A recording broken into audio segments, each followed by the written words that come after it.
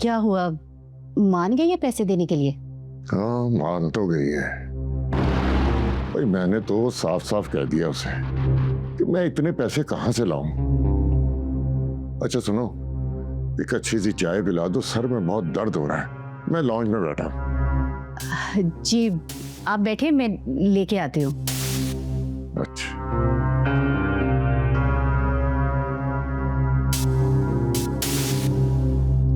उठना, जाके अब्बा को चाय बना के दे। मुझे नहीं आती बनाना, जाए खुद बनाए। वैसे भी उनको मेरे हाथ के पसंद नहीं है। कितनी नाकारा औलाद है वैसे मेरी, किसी काम की नहीं हो तुम। ठीक है कोई बात नहीं। पियोगी चाय?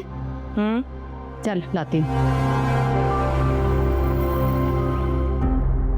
ए सुन, क्या बोला था मैंने तुमको? जवाब दो।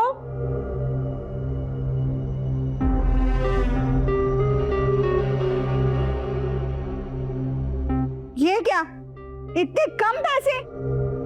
क्या बोला था?